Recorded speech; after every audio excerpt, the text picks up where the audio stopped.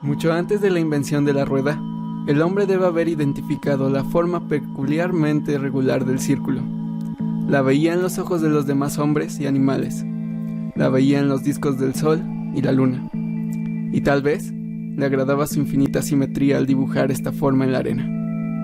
El círculo resulta una figura intrigante y fascinante. Es por esto que cuando las condiciones han sido favorables, la mente humana se ha enfocado en estudiarla. El resultado de este estudio, comprendido desde los babilónicos hasta nuestras modernas aulas universitarias, ha sido el irracional número pi.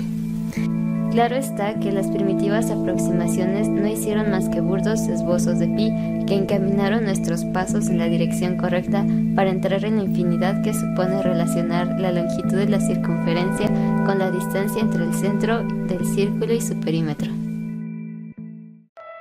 Una de las primeras aproximaciones se encuentra en el papiro de Rhind del Antiguo Egipto. Se afirma que pi es igual a 256/81, o un poco más de 3.16. Por su parte, los mesopotámicos afirmaban que pi es igual a 3 más un octavo.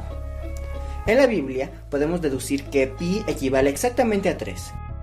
Arquímedes, que vivió en el siglo III a.C., empezó a calcular pi mediante polígonos inscritos y circunscritos a un círculo. Este fue el primer trabajo formal que se aproximó a pi. Recordemos que Arquímedes vivía en una época en la que no existían las herramientas matemáticas que conocemos hoy en día. Para hacer todos los cálculos no usaban más que un par de varas y un compás. Con estas reglas, lo único que se puede hacer es sumar, restar, multiplicar,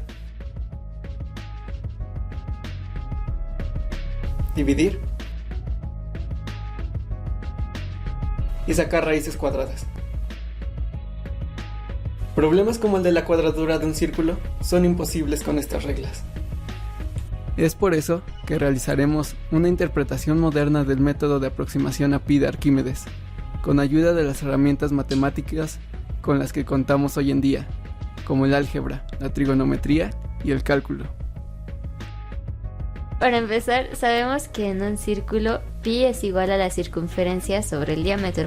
Supongamos que tenemos un círculo cuyo radio mide 1, pero desconocemos su circunferencia y el valor de pi. Para deducir estas últimas dos incógnitas, lo que haremos será inscribir un polígono de 6 lados en la circunferencia, de forma que conozcamos la medida del radio del polígono. Ahora bien, necesitamos calcular el perímetro del polígono. Para esto dividiremos el polígono en triángulos tomando como puntos el centro y los vértices del polígono. Necesitamos conocer el ángulo del centro del círculo, al que llamaremos θ. Para calcularla dividiremos 360, que son los grados de un círculo, entre el número de lados del polígono.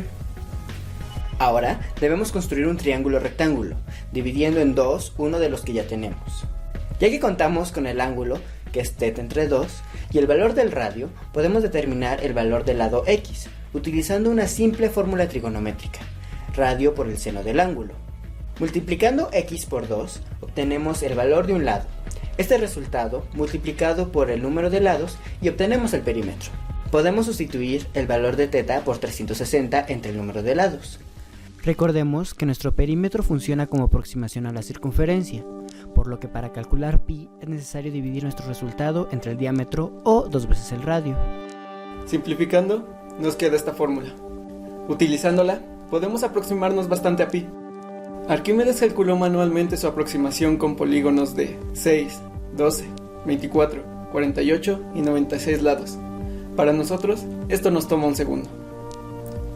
Para un polígono de 96 lados, ya tenemos 3 dígitos de pi, pero podemos continuar con valores de n aún mayores.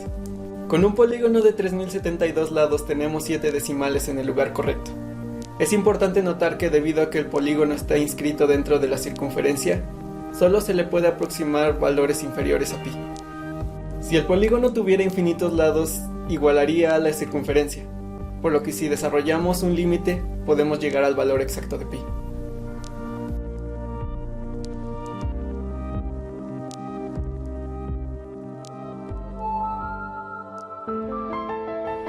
Con todo esto, uno puede preguntarse, ¿por qué es importante conocer más dígitos de pi?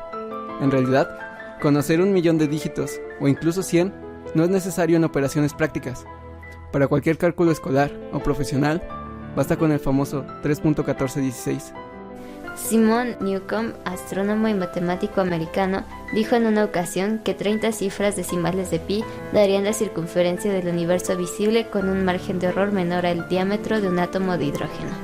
Entonces, ¿por qué tantas personas a lo largo de la historia y en la actualidad se esfuerzan por conseguir cada vez más cifras? La respuesta depende a quién se lo preguntes. Para un científico computacional, le es útil para medir la potencia de sus supercomputadoras y sus algoritmos. Empezó en 1949 con la computadora ENIAC, al calcular 2000 dígitos. 67 años después, hemos calculado 2000 millones. Si se tratara de un matemático o de un entusiasta de las matemáticas, conocer tantos dígitos se trata de curiosidad.